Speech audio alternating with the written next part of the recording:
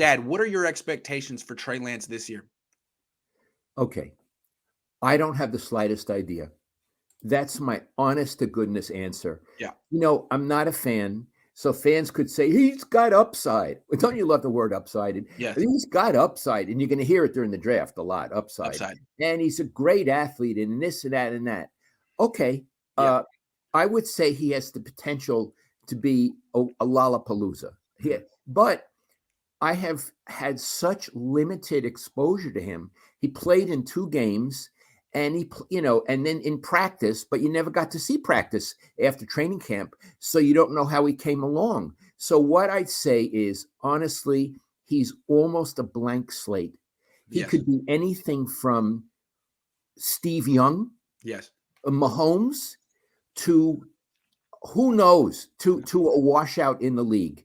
And so I have no expectations for him. But as someone who is always interested in the Niners but doesn't root for them, I hope he works out because he'll make them an interesting story for people like you and other friends of mine who cover them. But I don't have the slightest idea who he is, what he can do. And I blame the Niners for that. Again, I've repeated this. When Walsh was bringing along Montana, he had Steve DeBerg playing, but he brought in Joe for certain sets, and he got Joe acclimated to what he could do to succeed and to play in that league. And for whatever reason, the Niners did not do that last season. So I know almost as little, maybe a little more about Lance now than I did a year ago. Just a little. I'm looking up Joe Montana real quick. The year before he became the full-time starter in 81, he started 7 games for the Niners in 1980. Yeah. He was getting groomed. That's a really good point. I think for Trey Lance, I saw him work out last year in the offseason. So I have a frame of reference. And I would expect he's going to look a lot better this year. If he doesn't, that's concerning.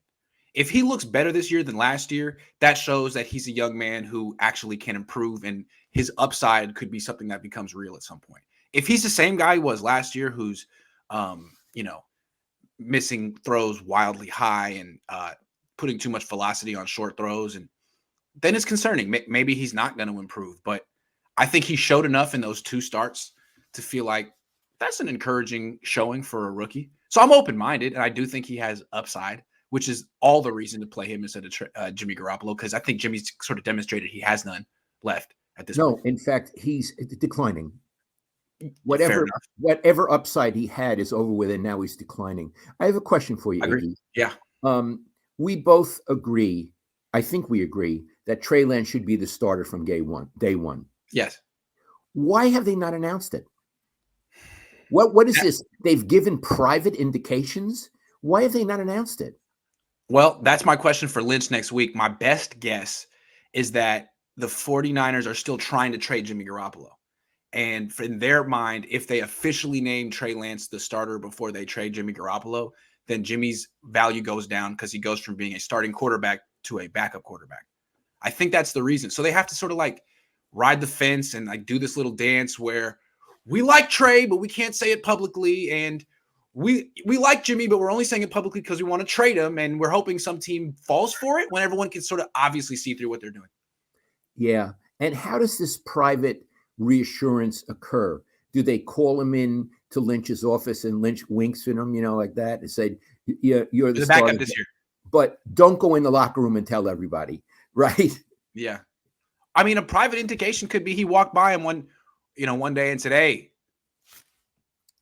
better be ready this year." I mean, that could be it, right? Like that could be the whole thing. They could deny it. It doesn't seem like much, and to me, like he's an unknown. That's why the Niners weren't that aggressive in free agency. One of the big reasons. I mean, why they weren't that motivated to get rid of Jimmy Garoppolo, because I think they're still, whether they admit it or not, they're afraid of the unknown with Trey Lance. It's their own fault.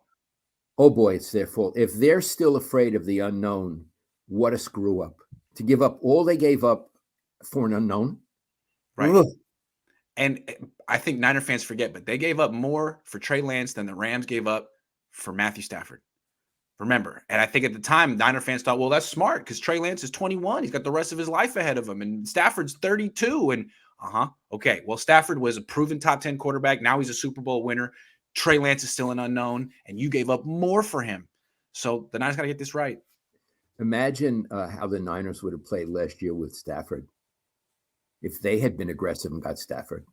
I mean, really, if you look back on it, the difference, Stafford was the reason, like the difference for who would have won the Super Bowl. And the year before it was Brady.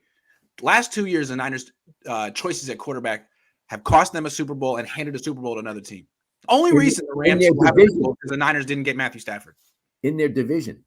In their freaking division. They're like, nah, let's get the guy who's 20 because in 5 years, we're going to really trust him. Too. Yeah. Rod says Lowell Cohn, would Carmen Policy, Eddie DeBartolo, who signed Dion for 94-95 Super Bowl, give a thumbs down to the front office lacking aggression for superstars? I can tell you that Eddie and Carmen are extremely careful. They don't publicly ever say anything negative about this organization.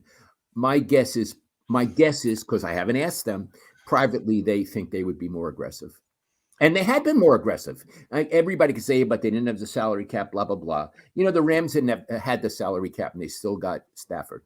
Yeah, and it like the Niners have done a lot of good stuff, but in year 6, they still haven't figured out the quarterback position. They're still floundering at that most important position. The DeBartolo and Policy, they had Montana, then they went to Young, then they went to Garcia. I mean, they sort of always had that position taken care of. I can't imagine that they would stick with Jimmy Garoppolo for 5 years, 6 years. And I can't imagine. We've seen enough. You're Steve DeBerg. Goodbye. Let's move on. It's been more than half a decade. I can't imagine them doing this. Bill was very impatient. Yes. He would have had to, first of all, he wouldn't have wanted Jimmy in the first place. Right. Never. But after a half a season with him, okay, let's put away the heroic games where he came in and he was heroic his first season. But then the next season, when he saw what he had and all the smoke and fire went away, he would have wanted him out. Right. Terry, thank you for becoming a member. Damien, $20. Thank you. Now we know where Jimmy is in the offseason. He went from porn star Jimmy to Hooters Jimmy. The fall off is real. He's trying to get all of the post-professional career endorsements he can. Smart man, since his football career is done. Ooh, that's harsh. Have you noticed that Jimmy Garoppolo, as his career is going down the tubes right now, has just landed a huge endorsement deal and he's all over? You don't watch television. Anyway, let me tell you, my dad doesn't watch television, but Jimmy Garoppolo is now like the face of Subway sandwiches. And he has a commercial that's on all the time where he talks about the new Italian sub they have. And he says, it's just like the one my Nonna makes me. And then some Italian woman stands up and says, I don't cook. And he goes, wait, what? And she says, it's a good thing he's handsome because the joke is he's not smart. That's the joke. So he got a big thing. Big thing. Jimmy Garoppolo selling Italian subs for Subway. Love it. I think there's a future there. You had a Nonna. I had a real Nonna, but she didn't make me Subway Italian subs. Yeah, you know, Iggy's half Italian. Half Italian. It's true. Nonna and DeMarco. It's true.